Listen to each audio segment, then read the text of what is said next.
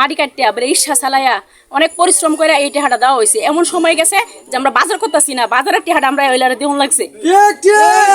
একটা পপুলার বিমা করছি 13 বছর আগে। এই 13 বছর আগে হারাজ মুন্সি আমারে বলছে যে ছোট ভাই তুমি একটা বিমা করো, এই 500 টাকা মাসে 12 বছর গেলে তোমাকে টাকা দিয়ে দিব। তো দেখা গেছে যে আমি করলাম, এই করার পরে এই আমার আজকে 6-7 মাস হয়েছে আমার মেদ গেছে গা। আমি যাই কিন্তু উনি কোনো উত্তর দেয় না।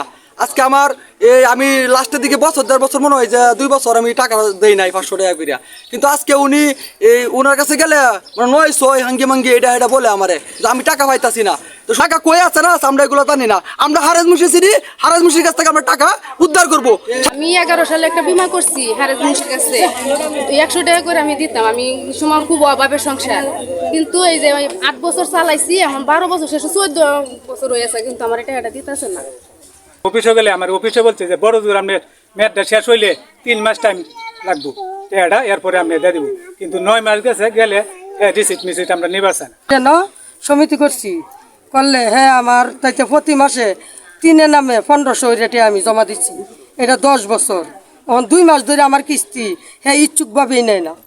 যখন নেয় না তখন তার বাড়িতে আমি গেছি যে কি কথা দা কিস্তি নেন না কে, কয় না যে দিছি এটি লয়ে পাইতেই না, তোর কিস্তি আমি নিমু না।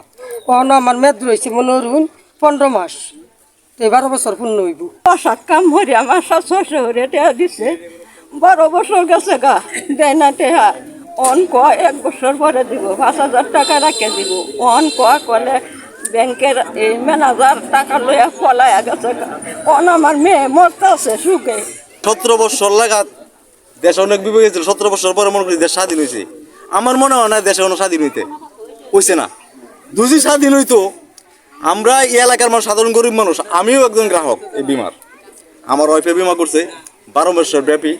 বিমা ক্লোজ হয়েছে, 12 বছর পুরোপুরি ক্লোজ হয়। ও ক্লোজ হওয়ার পরেও আর 1 বছর অতিবাহিত হয়ে গেছে, কিন্তু টাকার কোনো প্রতিশেই পাইতেছি না। আমি যেখন যে প্রধান উপদেষ্টা ডক্টর ইউনূস স্যার, ওনার মাধ্যমে যাতে এলাকার লোকজন, আমিও সকলে যাতে এই টাকাটা পায়, এই আহ্বানটা কি আমার কথা শেষ করছি। আসসালামু আলাইকুম। পপুলারে যে অভিযোগটা দিছে এটা সম্পূর্ণ সত্য, কারণ আমি তাদের কাছ থেকে টাকা আনছি। আইনা আমার যে কোম্পানি আছে পপুলার, ঊর্ধ্বতন কর্মকর্তার উপরে আমি এই টাকা পয়সা নিয়ে জমা দিছি, এবং তাদের কিছু টাকা যাদের ম্যাচুরিটি শেষ হয়েছে, অনেক প্রায় 50-60 জনের টাকা পয়সা দেওয়া হয়েছে। বাদ বাকিলি ফাইল প্রসেসিং করিয়া টাকা জমা দিছি। কিন্তু এখন এই যে রাষ্ট্রের পরিস্থিতির উলট পালটের কারণে আমাদের এই টাকাটা এখন উত্তোলন করতে একটু বিলম্ব হইতেছে।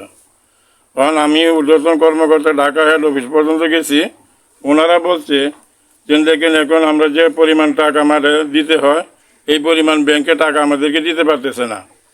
এখন ইনশাল্লাহ দেশটা একটু শান্তভাবে আসুক, আপনাদের টাকা ইনশাল্লাহ 1 টাকাও কেউ মাইরে খাবে না, পপুলারের টাকা কেউ মাইরে যাবেও না। ইনশাল্লাহ টাকা দেওয়া হবে, কিন্তু একটু ধৈর্য ধারণ করতে হবে, একটু সবর ধারণ করতে হবে। ইনশাল্লাহ টাকা পেয়ে যাবেন।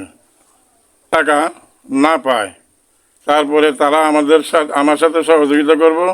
আমি ময়মনসিংহ অফিস এবং ঢাকা মতিঝিল হেড অফিস পর্যন্ত তাদেরকে সাথে নিয়ে আমি হ্যান্ডওভার করব, এবং তাদের সাথে টাকা কিভাবে তড়িৎ গতিতে আনিয়ে দেওয়া যায় এই প্রচেষ্টা আমি করব ইনশাল্লাহ। দেশের পরিস্থিতি একটু লেট হইতেছে, ঠিক আছে। ব্যাংকে কোম্পানিতে এফডি হচ্ছে ব্যাংকে, হ্যাঁ জি আমাদের যারা গ্রাহক ব্যাংকে এফডিআর হবে। এফডিআর করার পরে অনেক ব্যাংকে দিতে কিভাবে দিতেছে দেখবেন তো। আমার এই মাসে ধরেন বিমা গ্রাহকের টাকা দিল 5 কোটি, হ্যাঁ ব্যাংকে দিতেছে না। 50 লাখ দেয়, 20 লাখ দেয়, দিলে দেয়, না দিলে না দেয় না, বুঝছেন। এই অবস্থা আছে।